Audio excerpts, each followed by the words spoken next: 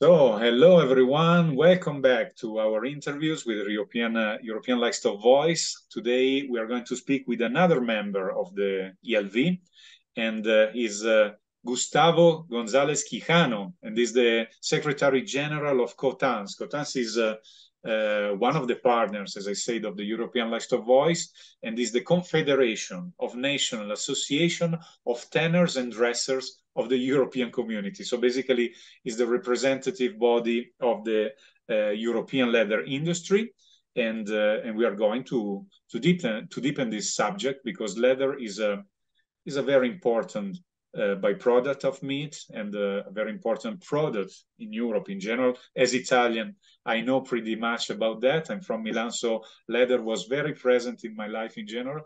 And so, welcome, Gustavo. Please introduce yourself properly and tell us what COTANCE is. Yes, well, thank you very much, Andrea.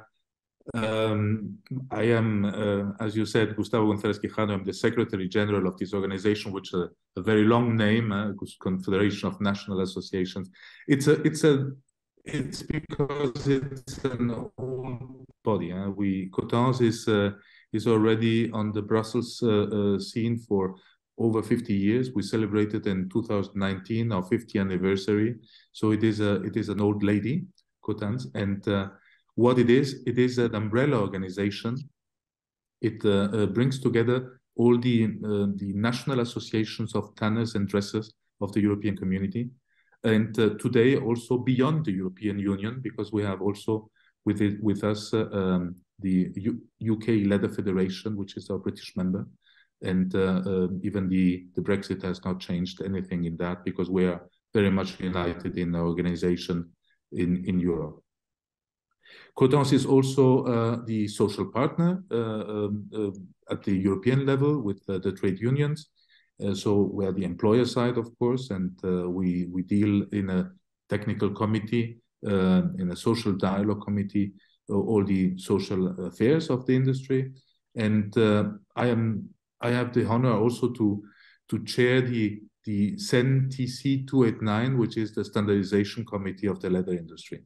So that's, in a nutshell, what COTANCE is. Okay, it's a lot, let's say. It's not only the name, very long. So probably that's the reason why the name is so long. So I'm going to ask you directly one thing, because I mean, coming from outside, before getting in touch with this project, I didn't really get into the topic. So I've heard a lot about that, because I was joking, but it's true. Coming from Milan, I heard a lot about this sector, but I never had the chance to see that from inside.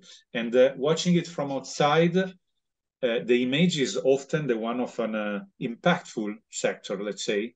And as far as I understood, it's not really like that nowadays. So can you tell us how is the tanning industry changed over these last years or decades in Europe?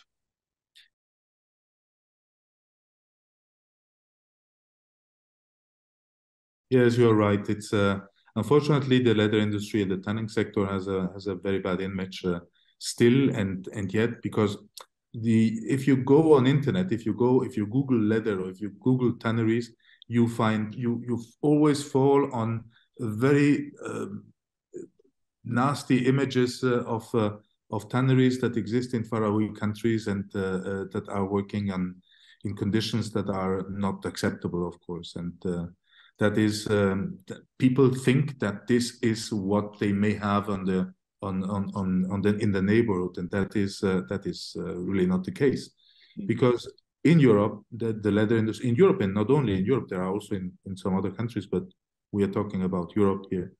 The leather industry has changed. It has nothing to do with these old classic craft shops that existed in the past.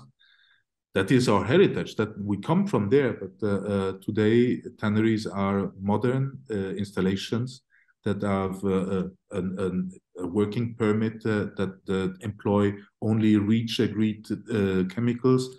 So we are very much controlled, and we control ourselves very much the process in order to have to be at the forefront of the industry in environmental and social aspects.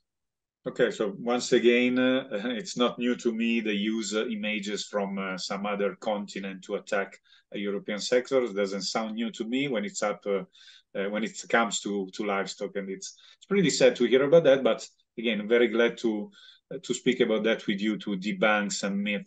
And so you spoke about the environmental impact, but you mentioned also about workers. So it's not only about the environment. I mean, this sector has changed also about sustainability in general. So what's the value of tanning when it comes to sustainability in general? So environmental, of course, but also social, cultural, economic. So how is that today?